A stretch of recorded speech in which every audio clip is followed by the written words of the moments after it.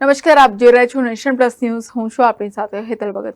Corona મહામારી બાદ ગુજરાતનું આરોગ્ય તંત્ર હવે ચાંદીપુરા વાયરસની સામે ઝઝૂમી રહ્યું છે. શંકાસ્પદ ચાંદીપુરા વાયરસને લઈને અત્યાર સુધીમાં 6ના મોત નિપજ્યા છે, તો કુલ 7 બાળકો હાલમાં સારવાર હેઠળ છે.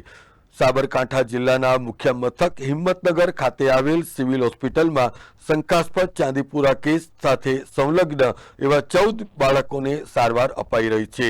તો સારવાર દરમિયાન 6 બાળકોના મોત નિપજ્યા છે, તો 7 બાળકો હાલ સારવાર હેઠળ છે, જેમાંથી 2 બાળકો રાજસ્થાનના છે અને જેમાં એકનું મોત નિપજ્યું છે અને અન્ય એક સારવાર હેઠળ છે.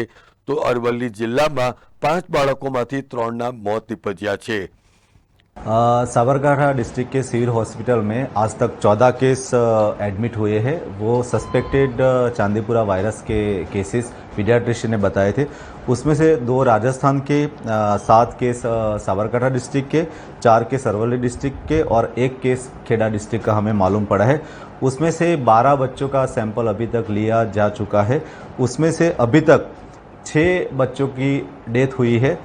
जो सैंपल्स हमने भेजे थे उसमें से अभी तक 5 सैंपल्स का रिजल्ट आ चुका है, जिसमें से 4 सैंपल अभी नेगेटिव है और 1 सैंपल चांदीपुरा पॉजिटिव के लिए है। जो पॉजिटिव बच्चा है वो अरवली डिस्ट्रिक्ट का मोटा कंथरिया गांव का वो बच्चा है। अभी तक हमने जो 12 सैंपल भेजे थे उसमें से 7 का रिजल्ट अभी बाकी है और अभी तक 7 बच्चे वहाँ पे हमारे जिमर्स मेडिकल कॉलेज में एडमिटेड है। जहाँ जहाँ केस निकलता है उसके अगल बगल के 4-5 किलोमीटर के रेडियस में हम डस्टिंग की एंड सर्विलेंस की कामगिरी कर रहे हैं। हमने पीडियाट्रिशियन के साथ भी बैठक की है, प्राइवेट पीडियाट्रिशियन के साथ, कि उनको भी ऐसे कुछ केस मिले तो हमें तुरंत बताएं। साथ में स्प्रेइंग का भी काम हमने किया है, एंटी मॉस्किटो एक्टिविटी भी हमने चालू कर दी है। અત્રે નોંધનીય છે કે આ વાયરસ એ મચ્છર અને સેન્ડફ્લાય નામની માખીથી ફેલાય છે અને આનો મોતનો રેશિયો પણ વધુ છે.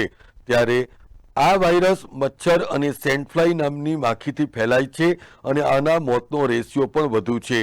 ખાસ કરીને લીપણવાળા કે માટીવાળા ઘર હોય એવા વિસ્તારમાં આ માખી અને મચ્છરનો ઉપદ્રવ વધુ થતો હોય છે અને આરોગ્ય વિભાગ દ્વારા પણ તમામ ઘરોમાં સર્વે કરીને નમૂનાઓ લેવામાં આવી રહ્યા છે.